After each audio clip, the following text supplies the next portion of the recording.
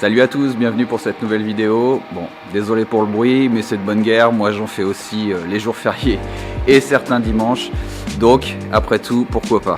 Aujourd'hui, dans cette vidéo, je vais vous montrer que je finis les OSB, les contours de fenêtres. J'avais vu avec Outils des Pros pour justement pas faire que je me les réserve parce que j'avais besoin de revoir vraiment ma cote. Ça va un peu plus bas que le linteau de la fenêtre puisqu'il y a mes volets roulants. Donc ils seront cachés là-dedans et en plus ils seront à ouverture extérieure. Donc ils seront éloignés de l'OSB et je pourrais mettre un petit peu d'isolant. C'est souvent le point noir dans une maison ossature bois, c'est les volets roulants. C'est souvent, certes c'est étanche, mais c'est pas isolé et du coup on peut avoir des ponts thermiques à ce niveau-là. Ensuite je viendrai mettre de l'adhésif entre les jonctions des OSB, ça me créera l'étanchéité. J'ai décidé de ne pas partir sur du frein vapeur. Puisque mon OSB est à l'intérieur, je n'ai absolument pas besoin de mettre un frein vapeur supplémentaire. L'OSB fait très bien le job. Et ça me permettra d'avoir des murs qu'on dit perspirants. C'est-à-dire que c'est des murs qui peuvent respirer et qui ne retiennent pas les gouttelettes d'eau. Il y a des avantages et des inconvénients que je ne saurais vous dire aujourd'hui et on en parlera peut-être plus tard. Mais c'est la solution que j'ai retenue et pour moi, c'est ce qui me paraît le plus efficace. Donc je prépare tout ça en vue de l'arrivée de mes fenêtres de chez Menuiserie André. J'ai reçu un mail comme quoi elles devraient arriver d'ici courant fin du mois. Donc je pense soit cette semaine qui arrive, soit la semaine d'après. Donc je prépare tout ça.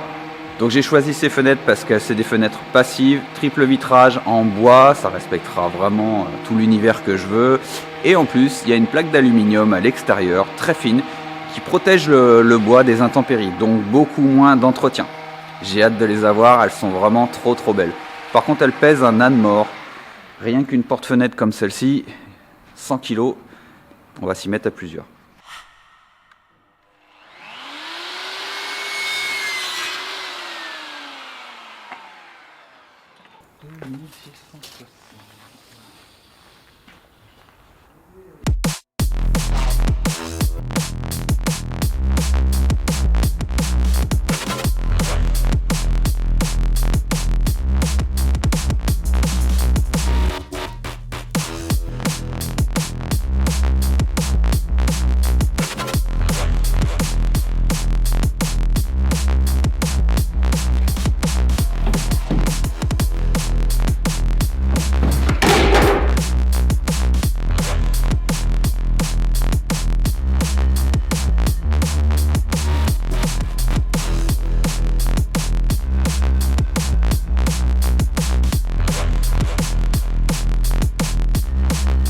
J'en ai pas parlé dans la vidéo quand Outils des Pros sont venus pour me faire tous les contreventements, mais tous les panneaux ont été vissés avec ce style de vis. C'est les vis de la marque Spax. C'est des vis à panneaux. Donc on voit le filetage, comment il est fait. Hop, voilà, on le voit mieux comme ça.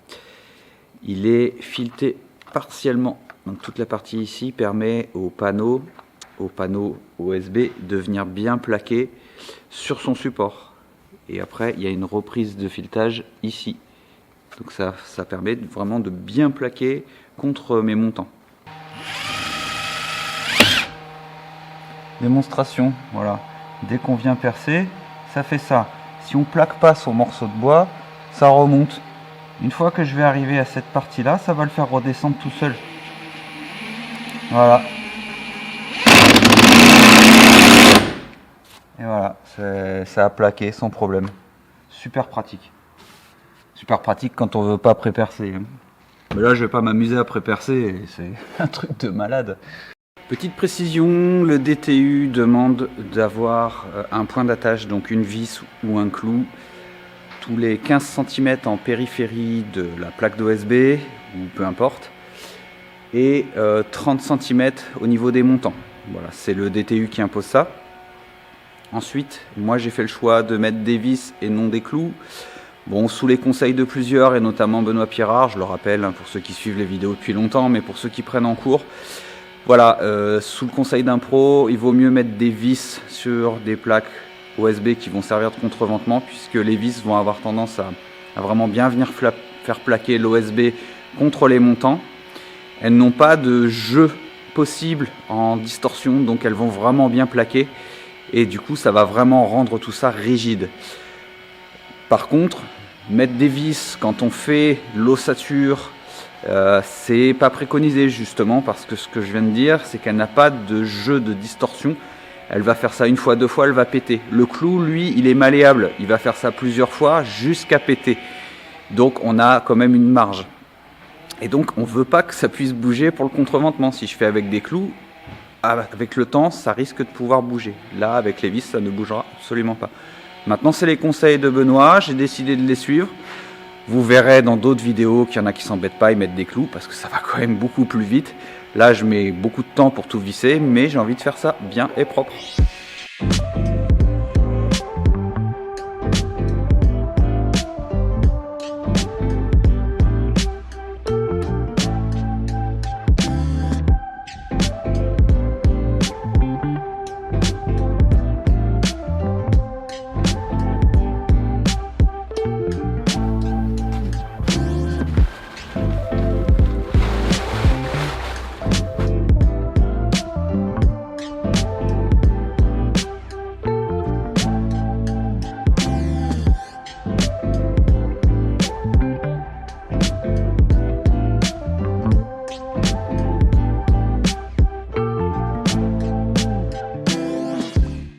Pour venir à bout de ces plaques d'OSB qui dépassent, je vais utiliser donc cette fraise, c'est une fraise à ébarber. Pour venir à bout des plaques d'OSB que j'ai installées qui dépassent complètement, j'ai pas voulu donc me prendre la tête à prendre mes cotes.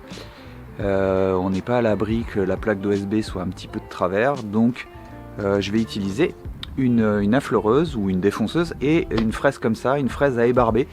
Et là, je vais pouvoir m'aligner complètement au montant et j'aurai quelque chose de vraiment très précis. Alors voilà, je me règle bien avec ma butée de profondeur.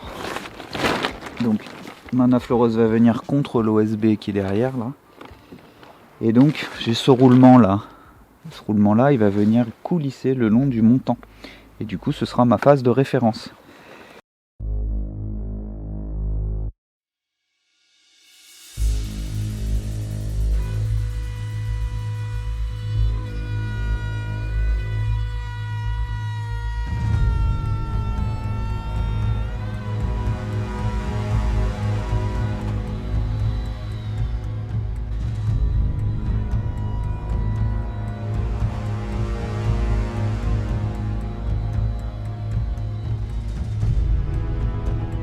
Vache!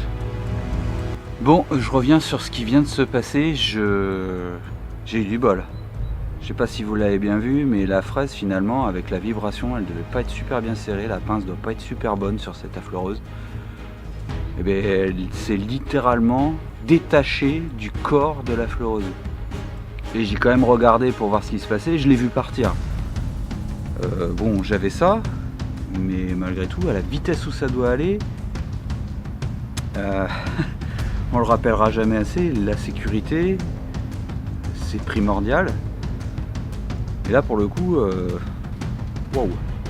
Bon, je vais utiliser du coup la défonceuse, la festool. Là, je sais que la pince ça va aller nickel. Ça va moins forcer aussi sur le moteur. Mais vache. Je vous le mets hein, pour que vous voyez potentiellement ce qui peut arriver quoi.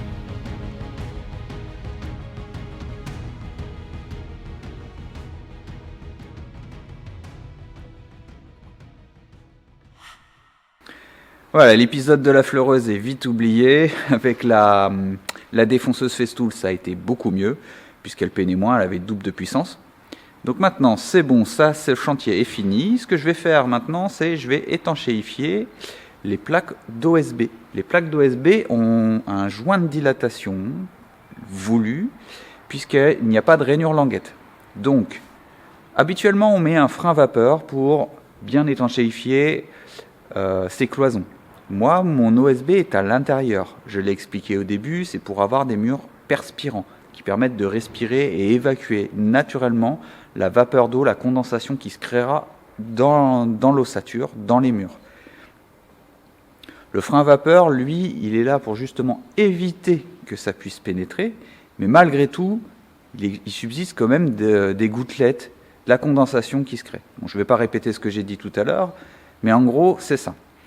Donc je ne vais pas mettre de frein vapeur, mais par contre, je vais mettre du scotch qui étanchéifie. Je vous montre, j'ai déjà positionné un pour voir comment c'était. Ça tient vraiment très très bien. Voilà, donc à chaque joint de dilatation, je vais mettre une bande de scotch comme celle-ci. Il en existe de d'autres marques. Moi j'ai choisi celle-là, je l'ai pris sur Outils des Pros, ils en avaient. Et c'est un scotch qui tient très très bien sur le bois d'OSB, sur tout type de bois. On peut s'en servir aussi pour tout ce qui est contour de fenêtre. On peut s'en servir pour tout un tas d'applications comme la jointure entre deux pare-pluies. Mais celui-là est vraiment spécial, spécifique pour les plaques d'OSB et pour l'étanchéité. Donc j'installe tout ça, je vous reprends après. Ça sert à rien que je filme ça, c'est ni plus ni moins que de l'installation de scotch partout où il y a des raccords, là-haut, partout. Voilà, maintenant que j'ai terminé avec le scotch d'étanchéité entre chaque jonction de plaques d'OSB, je vais m'attaquer aux pare-pluis sur les contours de fenêtres avant de l'arrivée de ces dernières. Ensuite, je ferai les rejingos. Bon, aujourd'hui, je vais déjà me concentrer sur ça.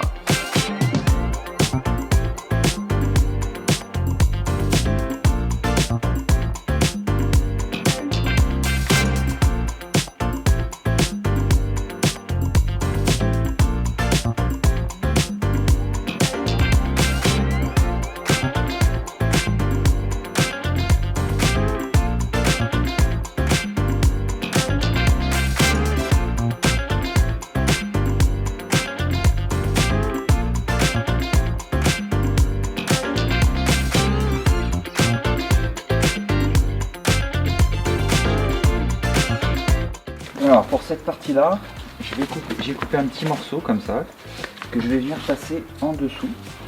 Donc, je le passe ici, bien dans le coin. Je viens bien passer en dessous. Je fais recouvrir celui-là par-dessus. Et la même chose ici. Imaginons, l'eau elle va ruisseler là. Elle ne pourra pas passer en dessous ici. Elle va venir couler le long là. Et là pareil. Donc je vais mettre du scotch comme il faut pour bien terminer. Là le surplus ici, je vais le recouper.